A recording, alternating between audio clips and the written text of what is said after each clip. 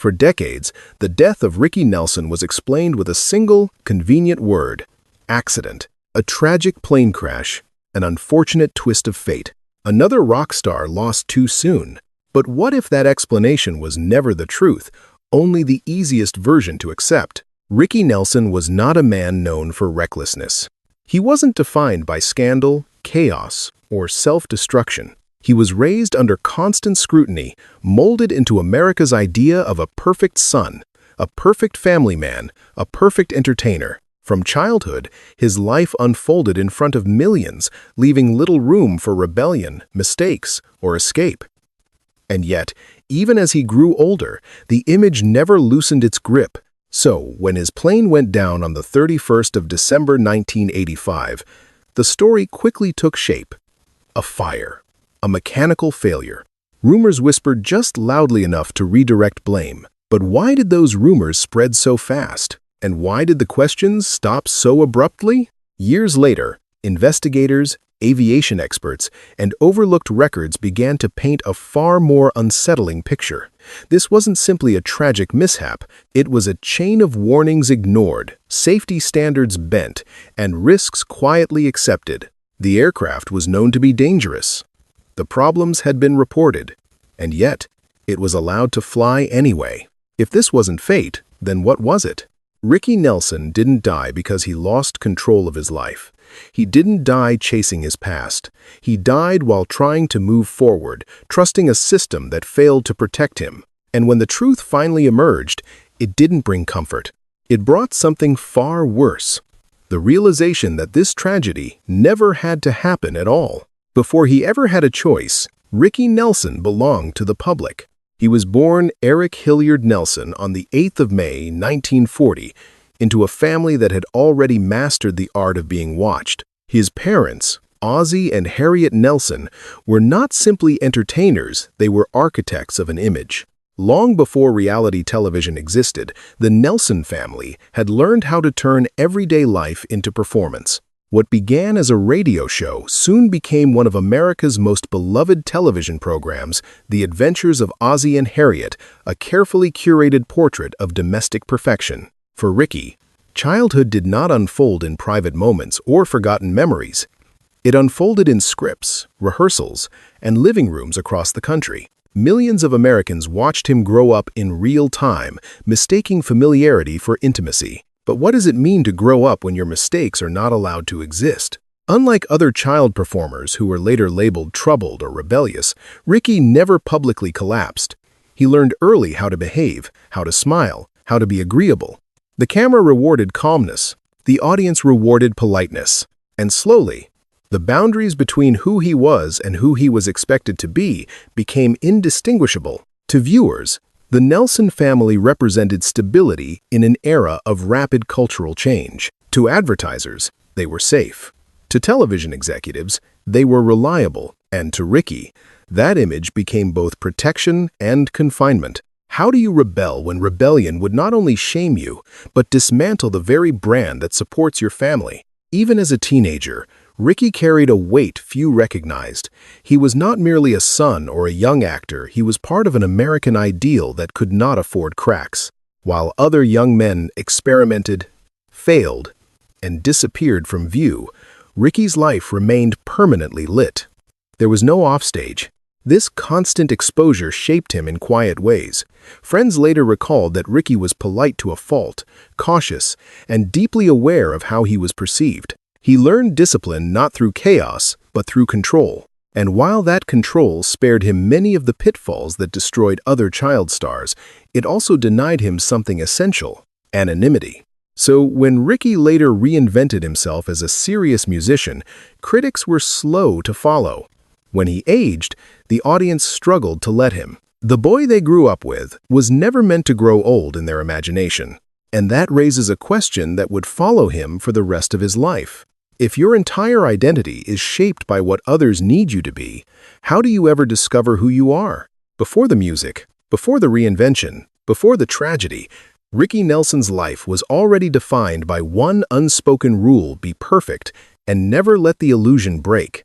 By the late 1950s, Ricky Nelson was no longer just the boy America had watched grow up on television. He had become a voice on the radio, a face on record sleeves, and a name climbing the charts at a moment when rock and roll still made much of the country uneasy. When Ricky released I'm Walkin' in 1957, it quietly dismantled a dangerous assumption that his success would never extend beyond television. The song became a hit, and it wasn't an anomaly. One after another, his records followed. Poor Little Fool, Travelin' Man, Hello, Mary Lou, Lonesome Town. By his early 20s, Ricky Nelson had sold millions of records and ranked among the most successful male solo artists of his era. Yet, his position in popular culture remained strangely unstable. To rock critics, Ricky was too clean-cut, too polished, too closely associated with television to feel authentic. To older audiences, he was already pushing boundaries simply by embracing rock music at all. He existed in a narrow space between acceptance and dismissal, celebrated, but never fully embraced. What made Ricky unique was not just his music, but where it was heard. He brought rock and roll into America's living rooms through national television, making it feel safe enough for parents and irresistible to teenagers. The industry loved that balance, but was that balance limiting him? At just 21 years old, Ricky had achieved what many artists never would. Still, success did not equal freedom. The image that made him marketable also kept him contained. He was allowed to grow famous, but not to grow unpredictable. As the 1960 progressed, musical tastes shifted. New artists arrived louder, rougher, more confrontational. Ricky didn't collapse or vanish. Instead, something quieter happened. The spotlight softened. Critics cooled. The audience began to drift. Was Ricky falling behind, or was the culture simply moving past the version of him it preferred? Unlike many teen idols before him, Ricky did not self-destruct when the spotlight dimmed. He didn't cling desperately to youth. He chose something far riskier: evolution. And in doing so, he stepped toward a future that would challenge not just his career, but his identity. By the late 1960s, the world around Ricky Nelson had changed dramatically. Rock music was no longer polite. It was louder, angrier, and increasingly political. The clean lines and soft melodies that once carried Ricky to the top of the charts now felt out of step with a generation demanding confrontation. For the first time, Ricky faced a choice that could not be managed by image alone. He could repeat what had worked before, relying on nostalgia and familiarity, or he could evolve, even if that evolution meant losing part of his audience. He chose to change. Rather than chasing trends, Ricky moved toward a more mature sound, blending rock with country influences. He formed the Stone Canyon Band and immersed himself in a style that felt closer to who he was becoming, not who the public remembered. It was not a desperate reinvention, it was a deliberate one. But deliberation does not always translate into acceptance. The tension came to a head in 1971 during a concert at Madison Square Garden. The audience wanted the past. They wanted the hits they grew up with. When Ricky performed his newer material instead, the reaction was cold and at times openly hostile. For an artist who had spent his entire life trying not to disappoint, the message was unmistakable. What happens when an audience loves a version of you that no longer exists? The answer arrived the following year with Garden Party. On the surface, it was a simple, reflective song, but beneath that calm melody was something sharper, a quiet declaration of independence. Ricky wasn't lashing out. He wasn't accusing. He was explaining. You can't please everyone, so you've got to please yourself. The line resonated far beyond the charts. Garden Party became a massive comeback hit, but more importantly, it reframed Ricky's story. He wasn't an artist who had lost his way. He was one who had found it at the cost of comforting expectations. Still, the question lingered. If growth requires disappointing others, how many times can an artist do that before the world stops listening? And when an entertainer steps outside the role that made them safe and familiar, are they judged on who they become or on who they refuse to be anymore? Ricky had chosen integrity over nostalgia. But that choice would shape everything that followed, in ways few could have predicted. While music defined his public reinvention, Ricky Nelson never disappeared from acting. In fact, his film and television career continued steadily, just quietly. Ricky had already proven himself on screen long before his musical peak. His performance in Rio Bravo placed him alongside Hollywood giants, and directors praised his natural presence and professionalism. He wasn't a novelty casting, he held his own. Yet, unlike many actors who leveraged a breakout role into stardom, Ricky's trajectory took a different turn. Hollywood didn't reject him outright. It simply drifted away. Throughout the 1960 and 1970, Ricky continued to work consistently. He appeared in feature films, television movies, and high-profile guest roles across popular series. His resume grew longer, not thinner, but the roles were smaller, less celebrated, rarely framed as a comeback or a reinvention. Part of the answer lay in perception. Ricky was still associated with a family sitcom image that Hollywood had outgrown. At the same time, he was never fully rebranded as a dramatic actor.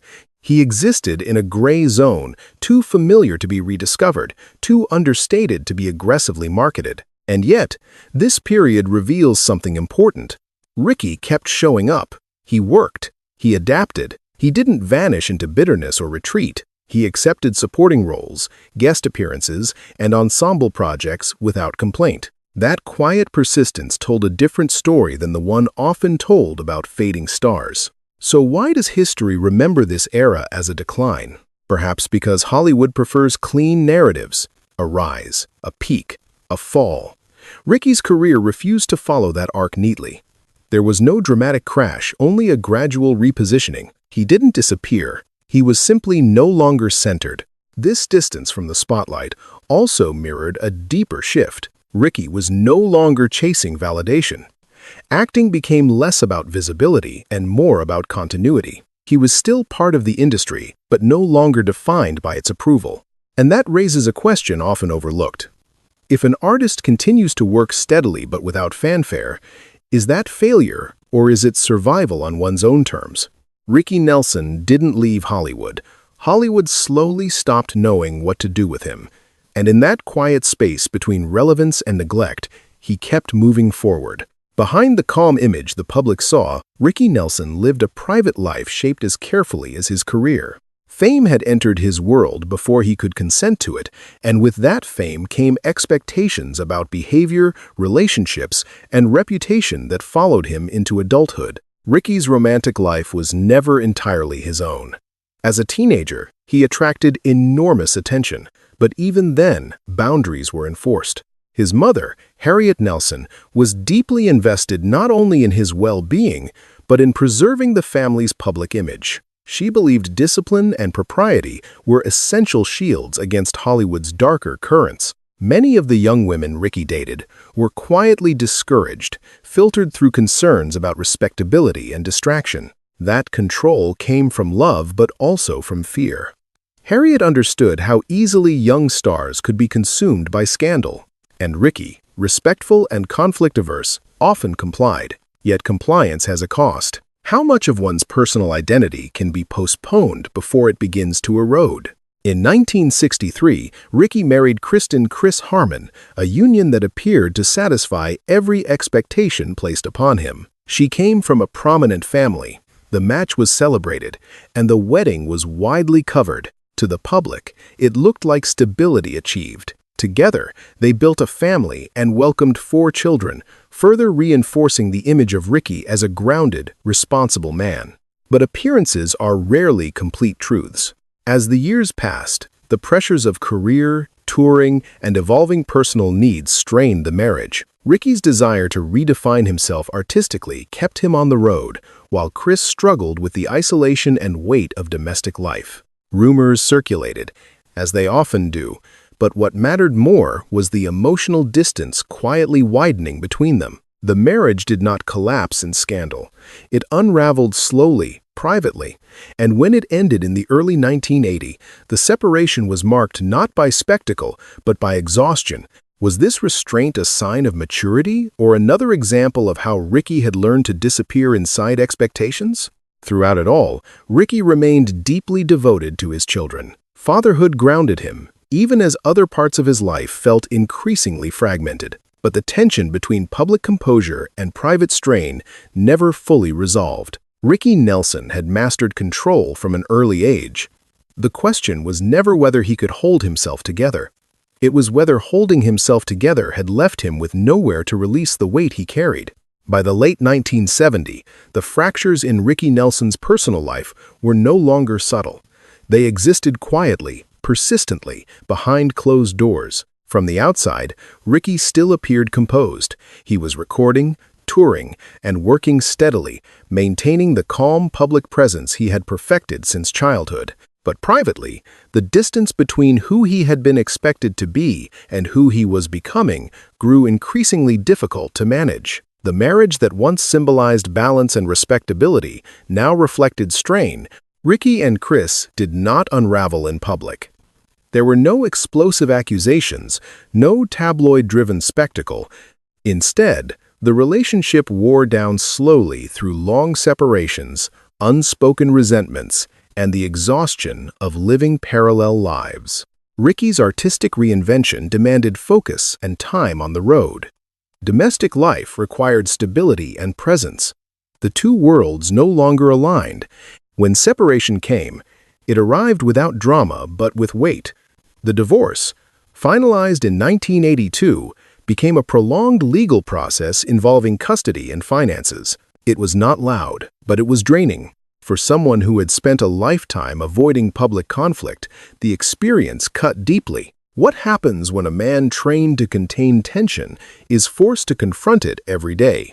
Those close to Ricky later described this period as one of quiet introspection. He did not retreat theatrically or spiral outward. Instead, he turned inward. The melancholy that surfaced in his later music felt reflective rather than performative, a tone shaped by loss, disappointment, and emotional fatigue. Despite the personal toll, Ricky remained deeply committed to his children. Fatherhood gave him structure and meaning when other parts of his identity felt unstable. Yet even devotion cannot fully compensate for years of unresolved pressure. Ricky's breakdown was not explosive. It was cumulative. Decades of restraint, expectation, and self-discipline slowly converged into exhaustion. He had survived fame without self-destruction, but survival did not guarantee peace. And that leaves a question rarely asked. When someone spends a lifetime holding everything together, who notices when they are quietly coming apart? By the early 1980s, Ricky Nelson was not defeated, but he was carrying a weight few ever acknowledged. The silence that once protected him now concealed a vulnerability that no image could fully hide. On the 31st of December 1985, Ricky Nelson boarded a small Douglas DC-3 bound for Dallas, Texas. The flight was meant to take him to a New Year's Eve concert, another date on a working calendar that suggested momentum, not decline. The aircraft itself carried a complicated history. Once celebrated as a reliable workhorse of aviation, this particular DC-3 was old, heavily modified, and operating far from its original standards. Records would later show recurring complaints about its heating system, complaints that were known, documented, and never fully resolved. Ricky was not careless by nature. Friends later noted that he was cautious, especially with unnecessary risks. Small aircraft made him uneasy, but assurances were given. The plane was cleared, the flight went ahead. Not long after takeoff, smoke began filling the cabin. What followed happened quickly and largely out of view. The fire spread beneath the floorboards, fueled by a jury-rigged heater positioned dangerously close to flammable materials. There was no functional fire suppression system for the passengers. The pilots, separated from the cabin by the cockpit, managed to escape through windows after an emergency landing attempt. Everyone in the cabin did not. Ricky Nelson, his fiancée, Helen Blair, and 5 members of his band died that night. Later forensic findings suggested that smoke inhalation likely claimed their lives before impact. The official explanation settled quickly. An in-flight fire of undetermined origin, but the details didn't sit comfortably. Why had a known mechanical problem been allowed to persist? Why was the aircraft operating without basic safety protections? And why did the narrative shift so quickly away from maintenance responsibility? In the immediate aftermath, rumors filled the vacuum. Some hinted at drugs, others speculated about reckless behavior. The absence of clear answers allowed speculation to outrun evidence, and attention drifted from the plane itself to the people inside it. Yet one fact remained unshakable: 2 pilots survived, and everyone in the cabin did not. The final flight was not framed as a preventable failure. It was framed as fate. But as records resurfaced and testimony accumulated, the question grew harder to ignore.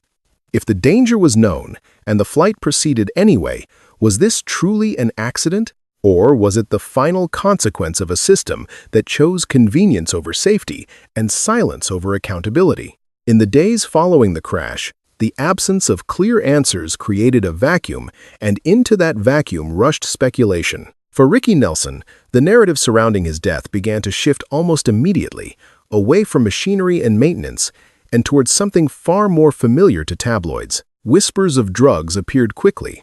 Unverified claims circulated about paraphernalia found at the scene. The suggestion was subtle but effective, that reckless behavior, not mechanical failure, had played a role. It was a story the public had heard before, and one that required little investigation to believe. But belief is not evidence. Toxicology reports later confirmed that Ricky had no drugs or alcohol in his system. No official finding ever linked substance use to the fire. Yet, the rumor persisted, repeated often enough to harden into assumption. And as attention drifted toward character judgment, scrutiny quietly drifted away from the aircraft itself. Why did that shift happen so easily? Part of the answer lies in convenience. Mechanical negligence is complex. It demands accountability, documentation, and uncomfortable questions about who knew what and when. Personal scandal, on the other hand, resolves blame quickly. It closes the case without opening files. The National Transportation Safety Board eventually concluded that the fire originated in the cabin, likely connected to the heating system. But the exact ignition source remained undetermined. That ambiguity proved costly. In the absence of a definitive explanation, speculation filled the gaps left by official language. For Ricky's family and those closest to him, the damage was lasting. The rumors didn't just obscure the cause of death, they reshaped public memory. A man known for discipline and restraint was quietly recast into a cautionary tale without evidence and without recourse. And then there was the silence. No press conferences demanding answers. No sustained media pressure, no courtroom reckoning. The story moved on. The questions faded. The rumors, however, remained. What happens when speculation becomes louder than facts? And who benefits when uncertainty is allowed to linger unchallenged? As years passed, the myth solidified while the truth stayed buried in technical reports and overlooked records. By the time investigators began revisiting the evidence with fresh eyes, public perception had already been set. The tragedy wasn't just that Ricky Nelson died in a preventable disaster. It was that, for decades, the wrong story was allowed to stand in for the truth. Years after the crash, the story surrounding Ricky Nelson's death began to shift, not because of a dramatic confession, but because of persistence. Aviation historians, mechanics, and journalists started asking questions that had been quietly set aside. They returned to the records. Maintenance logs revealed a troubling pattern. The aircraft's heating system had been flagged repeatedly for problems. Complaints were documented. Repairs were improvised. Instead of being replaced or fully brought up to standard, the heater had been modified in ways that bypassed established safety protocols. What should have been a red line became a workaround. Why was a known risk allowed to remain in service? Interviews with mechanics and those familiar with the plane painted a clearer picture. The heater sat beneath the cabin floor, dangerously close to flammable materials. Insulation was inadequate. Fire suppression inside the passenger area was minimal. Most alarming of all, there was no functional fire extinguisher accessible to those in the cabin. When the heater malfunctioned during flight, the result was catastrophic. Smoke spread rapidly through the passenger area, leaving little time to react. Toxic fumes would have overwhelmed the cabin long before any controlled landing was possible. This wasn't speculation. It was physics. The more investigators compared timelines, the harder it became to ignore a grim conclusion. The fire was not unpredictable. It was foreseeable. And more disturbingly, it was preventable. The National Transportation Safety Board had previously acknowledged that the fire originated in the cabin. But what later analysis made clear was the chain of decisions that led there. An aging aircraft, cost-saving measures, temporary fixes treated as permanent solutions. Each choice on its own seemed small. Together, they became fatal. So why did it take so long for this understanding to surface? Because accountability is rarely loud. Technical failures don't generate headlines. They generate paperwork. And paperwork can be buried. As the investigation was quietly revisited, one truth stood out. The tragedy was not the result of chance or personal recklessness. It was the outcome of systemic neglect of standards bent, warnings ignored, and responsibility diluted across too many hands. If the danger was known, and the plane flew anyway, then the question is unavoidable. Who made that decision, and why were they never forced to answer for it? As the technical picture surrounding the crash became clearer, something else grew louder in its absence: silence. The findings did not lead to dramatic press conferences or public reckonings. There was no sweeping legal battle, no moment where responsibility was clearly named. The truth emerged slowly, buried in reports, interviews, and specialist conversations visible to those who searched, but easy for the public to miss. For the family of Ricky Nelson, the aftermath was complex. Pursuing accountability would have meant reopening wounds, navigating legal systems designed to move slowly, and confronting institutions far larger than any individual. There were whispers that legal action had been considered. There was no confirmation that it would ever bring clarity or peace. So the path chosen was restraint. Without a courtroom to anchor the narrative, responsibility diffused. The operators faded into obscurity. The aircraft became a footnote, and the focus, once again, shifted away from systems and toward memory. Silence did not mean acceptance, but it did mean the story stopped moving forward in the public eye. Why does truth often stall without a trial to carry it? In the absence of confrontation, the simplified version endured. A tragic accident, a sad ending. The deeper causes remained technical, distant, and uncomfortable. They asked for sustained attention, something the news cycle rarely grants. This quiet resolution carried a cost. Without public accountability, lessons risked being diluted. Warnings that might have changed practices were reduced to archived documents. The names attached to decisions were never widely known. And yet, silence can also be a form of protection. For those closest to Ricky, it preserved dignity. It avoided turning a preventable failure into a spectacle. It kept grief from becoming entertainment. But it also left an unsettling gap. If no one is called to answer, does the truth fully matter? And if the system never has to explain itself, what stops the same choices from being made again? By the time the broader picture was understood, public interest had moved on. The truth existed, but quietly, without an audience. And perhaps that is the most uncomfortable outcome of all.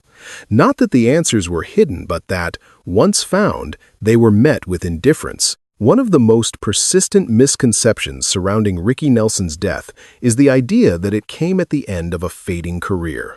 That narrative is neat. It's tragic in a familiar way, and it is largely untrue.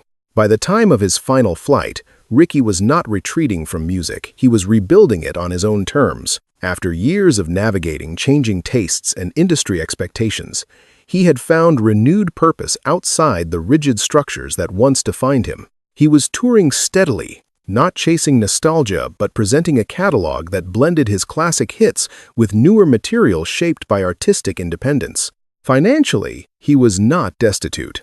Professionally, he was not isolated. Audiences still came. Promoters still booked him.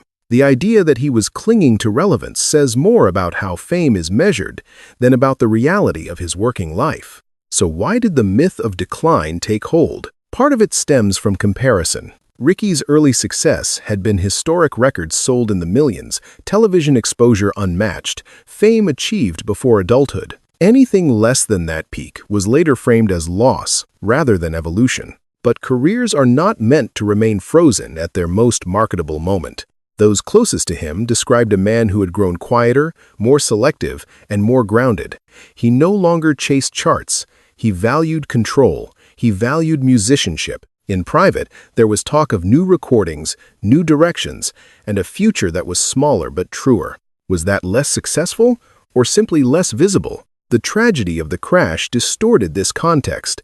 Death tends to compress narratives. Complexity is flattened. The final chapter is misread as the whole story. By labeling his last years as decline, it became easier to accept his death as inevitable. A sad but expected ending. That framing absolved systems of scrutiny and shifted attention away from preventable failure. But when the timeline is examined honestly, a different picture emerges. Ricky Nelson did not die running from his past. He died while still working, still creating, and still moving forward, just not under the spotlight that once defined him. And perhaps that, more than anything, unsettles the familiar myth. With distance, the story of Ricky Nelson looks very different from the version long accepted by the public. He was not simply a child star who peaked early and faded away.